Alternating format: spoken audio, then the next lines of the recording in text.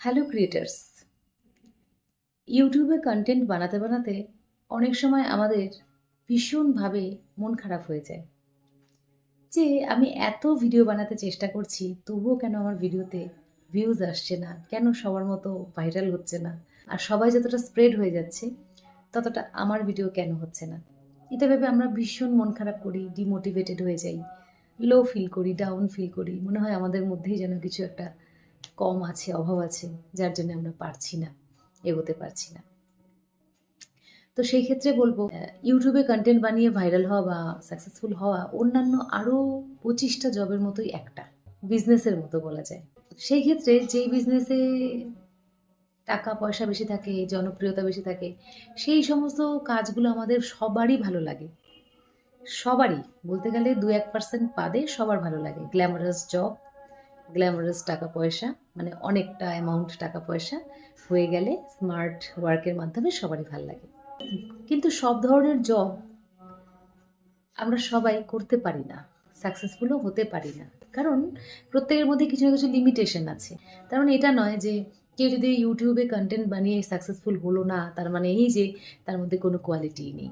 ইউটিউবে কন্টেন্ট বানানোটা একমাত্র কোয়ালিটি নয় জীবনের, এর থেকে আরও অনেক অনেক অনেক কোয়ালিটিফুল জিনিসপত্র আছে যেগুলো আমরা করতে পারি। এটা একটা গ্ল্যামারাস ওয়ার্ল্ড, হ্যাঁ, যেহেতু আমাদের ক্যামেরা নিয়ে কাজ, ফ্রন্টে এসে কাজ, তাই বলবো এটা একটা গ্ল্যামারাস ওয়ার্ক। মানে এখানে থাকতে গেলে তোমাকে কিছু না কিছু এমন জিনিস জানতে হবে, তোমাকে পারফরমেন্স জানতে হবে, তোমাকে কথা বলা জানতে হবে, তোমার এমন কিছু অ্যাটিটিউড থাকা দরকার যাতে তোমার ভিডিওটি দেখতে ভালো লাগে, বা তোমার এমন কিছু কোয়ালিটি থাকতে হবে যাতে তুমি কনসিস্টেন্টলি সেম ধরনের মনোগ্রাহী ভিডিও দিয়ে যেতে পারো। তো আমাদের জীবনে অনেক ধরনের ইমোশনাল প্রবলেম থাকে, অনেক ধরনের ফেজের মধ্যে দিয়ে আমরা এগোই, সেইখানে নানা ধরনের বাধা থাকে।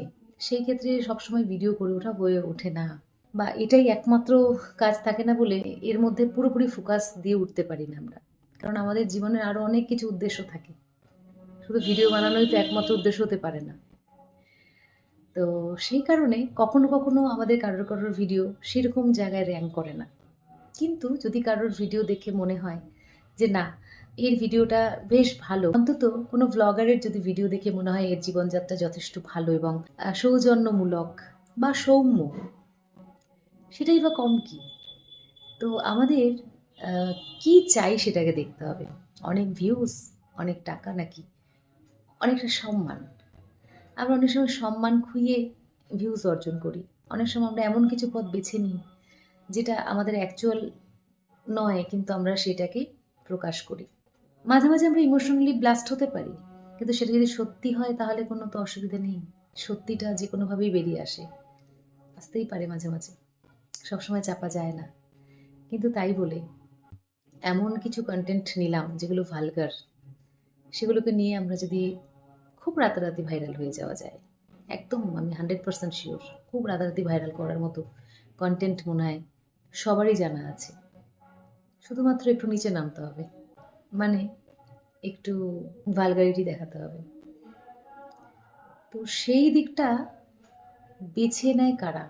যদি দেয়ালে পিঠ থেকে যায় তখন বেছে নেয়, আমি তাদেরকে কিচ্ছু বলবো না, কারণ এটা একটা প্রফেশনই আছে। আমাদের সোসাইটিতে দেখতে গেলে এটা একটা প্রফেশন, প্রফেশন হিসেবে এটাকে আমরা স্বীকৃতি দিয়েছি।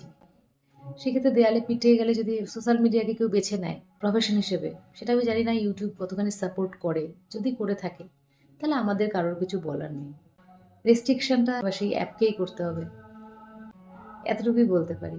তাই ভিডিও ভাইরাল হচ্ছে না বলে চিন্তা করো না, এটাকে সাইড হিসেবে রাখো আমার মনে হয়। আর এমন কিছু কন্টেন্ট দাও যেটার মধ্যে কিছু মেসেজ থাকবে, যেটা করে তুমি শান্তি পাবে।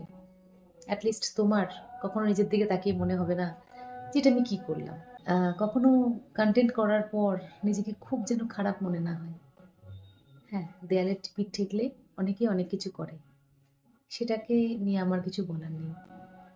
তো বুঝতে পারলে ক্রিয়েটার বন্ধুরা, আমি এটাই বলতে চাইছি যে ইউটিউবকে বা যে কোনো সোশ্যাল মিডিয়াকে রোজগারের পথ হিসেবে তো নিতেই পারো। যখন ভাইরাল হয়ে গেলে পরিচিত হয়ে গেলে তখন ঠিক আছে, রোজগারের পথ হিসেবে নিলে এবং তোমরা নিত্য নতুন কন্টেন্ট করলে এবং সেটা সবাই দেখবে, অনেক লোকের কাছে যখন পৌঁছে গেছে তো দেখবে। কিন্তু মনে করো তোমার পরিচিতি এখনো সেইভাবে হয়নি, তখন তুমি তোমার ভিডিওর দিকে নজর দাও, কতটা ভ্যালু তুমি অ্যাড করতে পারলে সেদিকে দেখো। তুমি ভিউজের দিকে একদম তাকিও না। যদি ভিউজের দিকে তাকাও, ভিউজের দিকে তাকিয়ে তাকিয়ে ভিডিও করো, তাহলে আমি ডেফিনেটলি বলতে পারি তুমি খুব সহজেই দুঃখ পাবে। অন্য কিছু করো, পাশাপাশি ইউটিউব বা যে কোনো ফেসবুক সোশ্যাল মিডিয়াকে বেছে নাও একটা সাইড ইনকামের জন্য এবং মন ভালো রাখার জন্য। তো আজকের মতো এই পর্যন্তই। আশা করি ভিডিও দিতে এখন আর এত মন খারাপ হবে না, যতগুলোই ভিউজ হোক। 100টা ভিউজ কি কম? 100 জনের কাছে তোমার ভিডিও পৌঁছেছে, ওইদিকে তবুও ফোকাস করবোই না 100 জন দেখলো না 200 জন দেখলো। আমরা ফোকাস করবো শুধুমাত্র আমাদের কন্টেন্টে। Bye creators, stay happy and make good content.